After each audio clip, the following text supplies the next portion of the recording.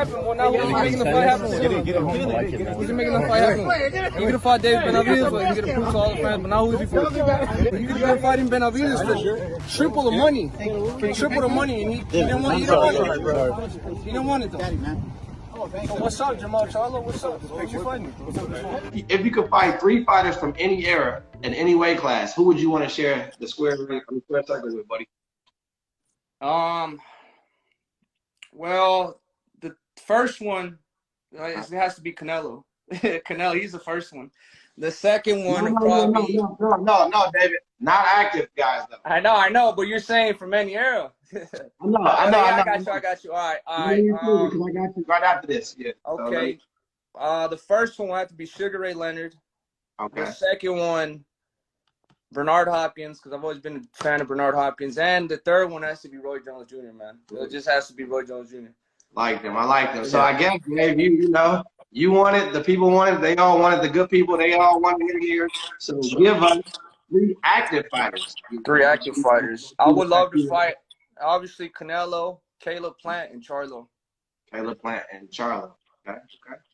Yeah, those are huge fights. Well, if you fight people, it's a huge fight, but those are huge fights, bro. That's awesome. Yeah, and I feel like we're in a good position right now too, because I'm the top guy without a belt at super middleweight, and I feel like maybe Charlo could go up to 168. Maybe I could fight Caleb Plant, Canelo. I feel like all those fights, they're realistic to make. So that's why I'm very excited. That's why I'm just right now trying to stay really motivated and stay training, because I know any big opportunity could come at any moment. Facts, bro. I believe that you'll fight, all 3 of those guys realistically, bro. So, but whoever comes your way, just what it is. Stay ready, stay locked in. Whoever comes your way, they're gonna pay, and that's just that, man. So, okay, David, we do have a good one from one of the good people in here. It's SCRIZAPDOGG1. Okay. He said, are you still gonna put on a show in Phoenix for us friends/family? Would you like to? Well, definitely, man.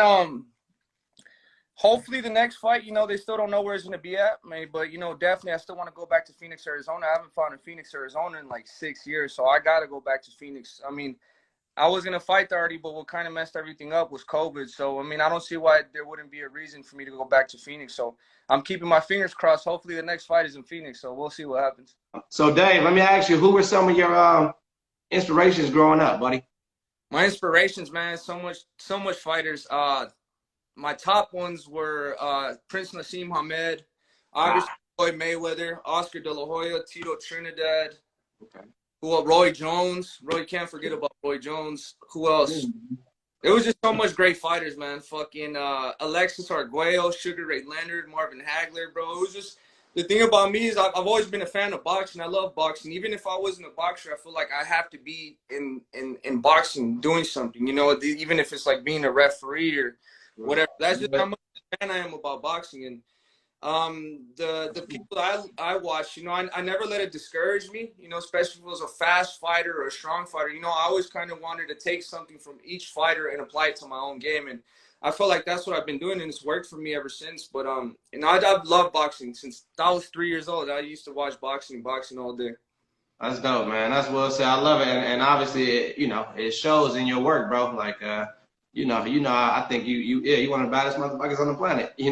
That's simple, bro. So, but let me ask, outside of the boxers, Dave, like, is it safe to say mom and dad and them, like, were they, your parents? Yeah, definitely my mom and my dad.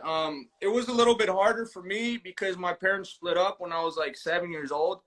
Mm-hmm. So, you're just a little kid. You want everybody. I mean, my dad did what he could, I mean, obviously always a little upset because my mom wasn't there or my dad wasn't there together. But I feel like, my mom worked extremely hard to feed me, my brother, and my sister, give us clothes. My dad did the same thing. Obviously everybody's not perfect, but I feel like my parents will always be a big inspiration to me. Not just since back then, even till today. I call my dad and my mom. They both give me great advice. They're always here for me, so I can't ask for more, man. I really do appreciate everything my parents do for me.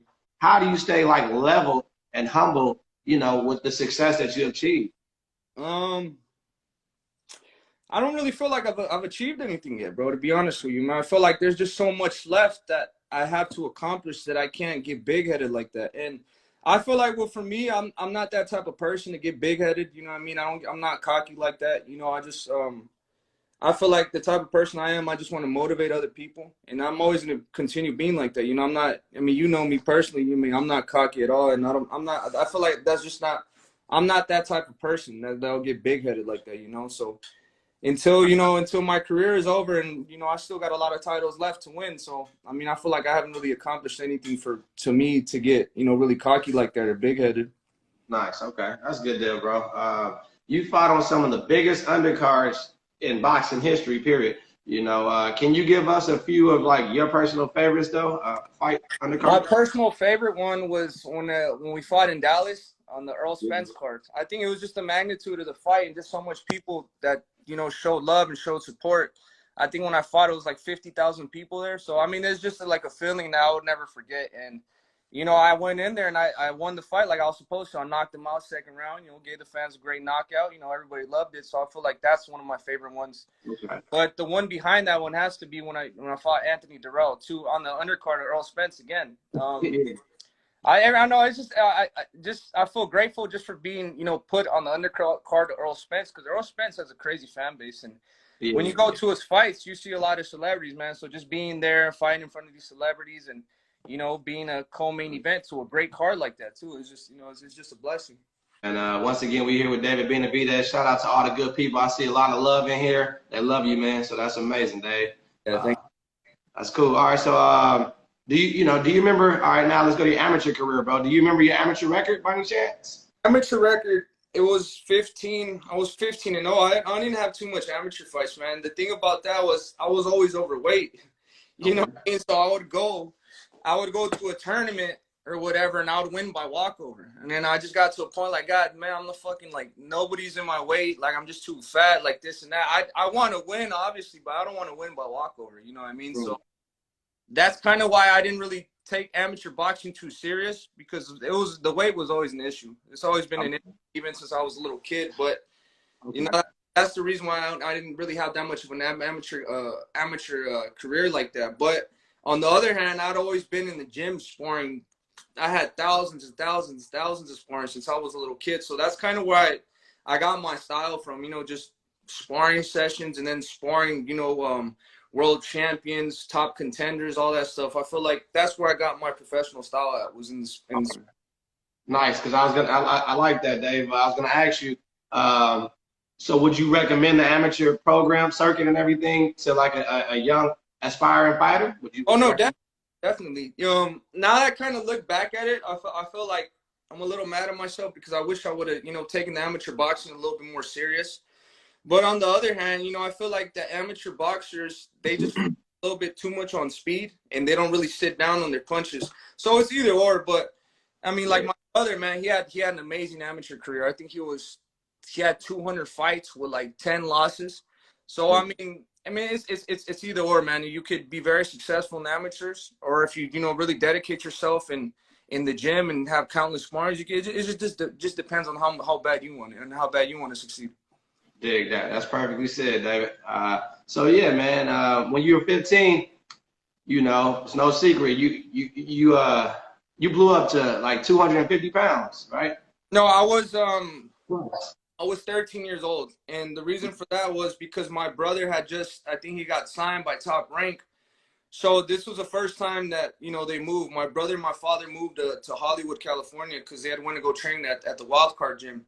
So, I mean, that's kind of like the first time in my life I had stopped boxing for like a year. I had been training my whole life, and then they left, and I was 180 pounds. And like a year later, I got to 260 or 255.